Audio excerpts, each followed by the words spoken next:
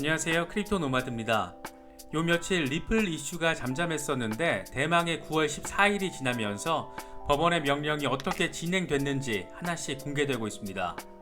9월 14일은 사라 네번 판사가 SEC 특권 아래 보류할 수 있는 문서들을 제출하라고 SEC에게 명령했던 데드라인입니다. 일부 자료는 블랙 처리될 수 있지만 가급적 수정되지 않은 상태로 제출하라는 것이 핵심이었습니다. 하지만 실제로 SEC가 법원에 제출한 35페이지 분량의 서한을 보면 중요하다고 여겨질 만한 부분들은 죄다 블랙 처리가 돼 있는 걸 확인할 수 있습니다. 이번 서한을 통해서 새로운 사실들도 속속 알려졌는데 2018년 SEC 관계자가 XRP에 대해서 논의하기 위해서 시카고 선물거래소 CME 관계자와 만난 사실, 또 2019년에는 또 다른 SEC 관계자가 리플사의 핵심 파트너이자 일본 투자자인 SBI 그룹 관계자와 만난 사실도 확인됐습니다. 물론 해당 미팅의 목적은 대부분 삭제된 채 법원에 제출됐습니다. 대체 SEC는 정부기관으로서 가진 규제권을 어떻게 행사하고 다니는 것인지 의문을 키우게 하는데, 이런 가운데 골드만삭스 출신의 시장 전문가가 리플에 대한 로드맵을 제시해서 주목받고 있습니다. 소송이 정리되면 당연히 상장될 것이라는 예측인데 근거가 그럴싸합니다. 피델리티는 SEC와의 비공개 회의에서 비트코인 현물 ETF 승인을 압박한 것으로 확인된 가운데 SEC 위원장 게리 겐슬러는 암호화폐 대출과 스테이킹 플랫폼 등이 모두 증권법 관할에 해당한다고 밝히면서 규제권 장악을 위해서 노력하는 모습을 보이고 있습니다. 이런 얘기를 할 때 기준과 근거를 같이 얘기하면 참 좋을 텐데 그냥 다 자기들 관할이라고만 주장을 하니까 시장은 혼란스러워지고 정부 기관들끼리 밥그릇 다툼 양상으로 번지는 것 아닌가, 이런 관점들, 이런 생각들을 갖게 되는 것 같습니다. 이번 영상에서는 리플 소송 속보 관련부터 집중적으로 살펴본 뒤에 시장 상황 짚어보도록 하겠습니다. 본격적인 시장에 앞서서 좋아요와 구독, 또 알림 설정 꼭 부탁드리겠습니다. 영상 제작에 아주 큰 도움 된다는 말씀 함께 드립니다. 그럼 시작하겠습니다. 먼저 리플 소송 관련 소식입니다. SEC가 법원과 여론의 분위기가 심상치 않다라는 점을 느꼈는지 이번에는 고분고분 법원의 명령을 따르는 모습을 보였습니다. SEC가 주장하는 자신들의 특권 아래 보류할 수 있는 문서들과 관련해서 사라 네번 판사가 직접 검토하겠다라면서 법원 제출을 명령했었는데 그게 데드라인이 9월 14일입니다. 예민한 내용은 블랙 처리를 할 수 있지만 가급적 수정되지 않은 상태로 제출하라고 했지만 역시나 중요한 맥락들은 죄다 블랙 처리가 됐습니다. SEC가 법원에 제출한 서한의 내용은 리플 측 제임스 필란 변호사가 트위터에 공유하면서 세상에 알려졌습니다. 모두 35페이지짜리의 서한인데 여기에는 지금까지 알려지지 않았던 내용들이 포함되어 있습니다. 가장 눈에 띄는 부분은 2018년 세계에서 가장 큰 규모의 선물 거래소인 시카고 선물거래소 관계자와 SEC 관계자가 미팅을 가졌다라는 겁니다. 당시 SEC 관계자는 SEC의 이노베이션 앤 파이낸셜 테크놀로지 허브의 수장 발레리 슈체파닉이었는데 XRP에 대해서 논의하기 위한 목적이었다라고 짧게 설명돼 있을 뿐 구체적인 내용은 SEC의 정부기관 특권 DPP에 해당한다라면서 공개하지 않았습니다. 또 하나는 암호화폐 친화적인 SEC 위원으로 크립토맘으로 불리기도 하는 헤스터 피어스가 2019년 8월에 리플의 핵심 파트너인 일본의 SBI 금융그룹 관계자와 만났다라는 겁니다. 당시 미팅에서는 가상화폐 규제 지위에 대한 논의가 있었던 것으로 알려졌는데 역시 구체적인 내용은 SEC의 정부기관 특권 DPP에 해당한다라면서 공개되지 않았습니다. 일단 SEC는 법원 명령에 따르는 구색을 갖추긴 했습니다. 시장에서는 이번에도 SEC가 법원 명령에 따르지 않으면 개기는 모습을 보이는 것이어서 소송 자체가 기각될 가능성도 충분하다, 이런 분석도 잇따랐기 때문에 일단 SEC가 법원 명령을 따랐다라는 것 자체가 의미부여가 되고 있는 모습입니다. 당연히 따라야 하는 법원 명령을 따랐다라는 것 자체가 관심받는 것을 보면 SEC의 지금까지의 행태가 여러모로 비상식적이었던 것을 다시금 느낄 수 있는 부분입니다.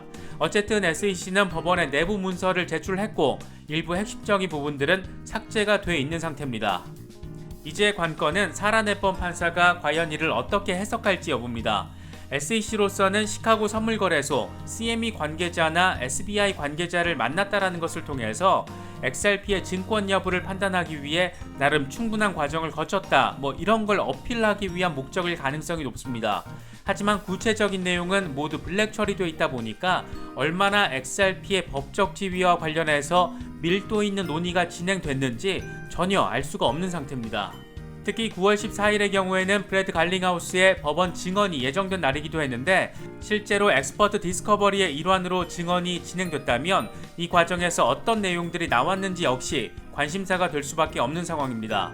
물론 브래드 갈링하우스는 지금까지 원색적인 수준으로 SEC를 향해 비난을 쏟아부었던 만큼 대략적인 스탠스는 뻔하지만 SEC가 공개한 CME 관계자나 SBI 관계자와의 미팅과 관련해서 SEC가 공개하지 않은 내용을 법원에서 증언할 가능성도 충분하다는 점에서 의미 있는 변수가 될 수도 있을 것으로 보입니다. 특히 SBI 관계자와의 미팅 내용은 실시간으로 갈링하우스와 공유됐을 가능성이 매우 크다라는 점에서 그렇습니다. 리플 소송이 절정의 국면을 향해서 나아가고 있는 가운데 이번에는 골드만삭스 출신의 시장 전문가가 리플에 대한 전폭적인 로드맵을 제시해서 주목받고 있습니다. 사실 SEC와의 소송 이슈가 끝나면 코인베이스 재상장, 나스닥 상장 이런 로드맵은 관심 있는 홀더 누구나 대충 예상할 수 있는 부분이지만 워낙 예민한 시기에 나름의 근거를 제시한 것이어서 일종의 라운드업 정리로 받아들이시면 될 것 같습니다. 골드만삭스 출신의 앤드류 노키노스는 XRP가 온라인 페이먼트를 새롭게 정의할 것이고 SEC와의 소송 직후에 IPO가 이뤄질 것으로 예상했습니다. 그는 특히 리플이 일본의 거대 금융자본인 SBI 홀딩스의 든든한 지원을 받고 있고 안드레센 호로위츠와 피터 틸 펀드 등 업계 탑의 벤처 캐피탈들의 지원을 받고 있다는 것도 거론했습니다. 이런 벤처 캐피털들이 족쇄가 풀린 리플사를 가만히 내버려 둘 일은 당연히 없을 테고 큰 돈을 벌기 위한 IPO는 사실상 리플 소송의 넥스트 스텝으로 거론되어 왔습니다. XRP가 가진 국경 간 송금의 장점이 이번 소송 마무리를 기점으로 제대로 시장의 평가를 받고 그렇게 홀더들 모두 웃을 수 있는 날이 빨리 올 수 있으면 좋겠습니다.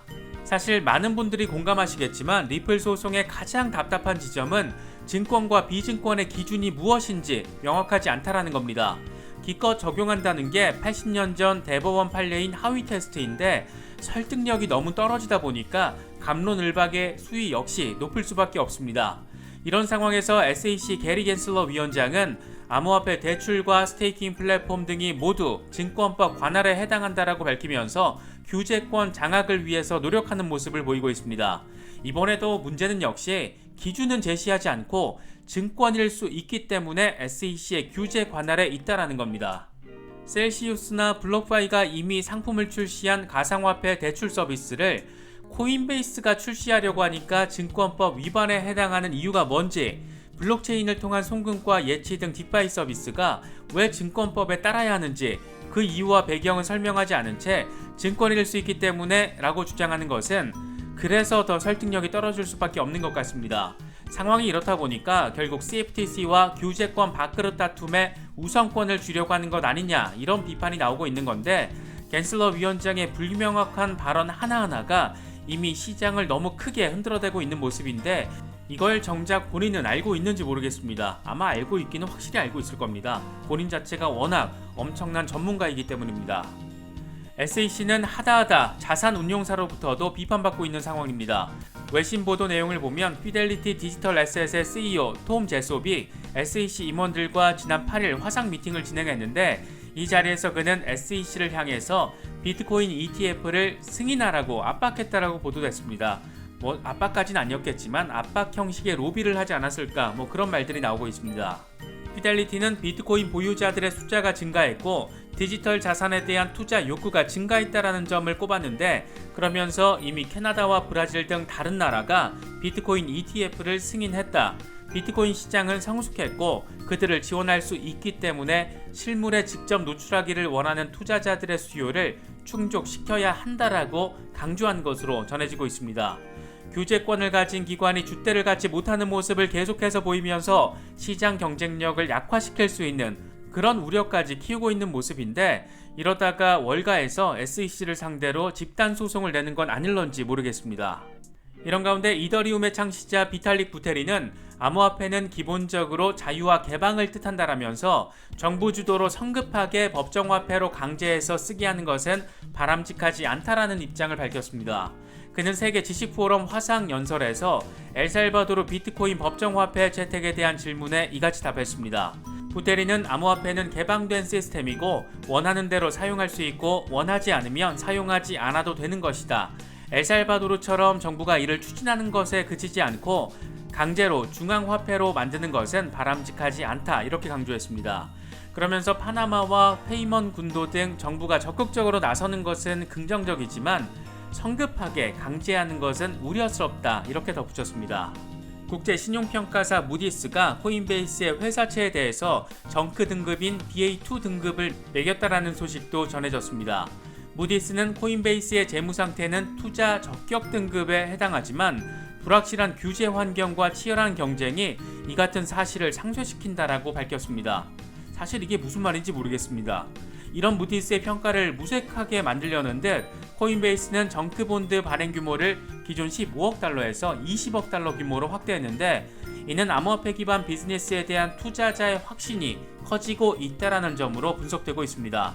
레거시 기관과 혁신 기관의 대결은 이렇게 다양한 방식으로 진행되고 있다는 게 한편으로는 재미있게 보이기도 하고 다른 한편으로는 굉장히 답답하게 느껴지기도 하는 것 같습니다. 비트코인은 여전히 47,000달러 주변을 배회하고 있는 모습을 보이고 있습니다.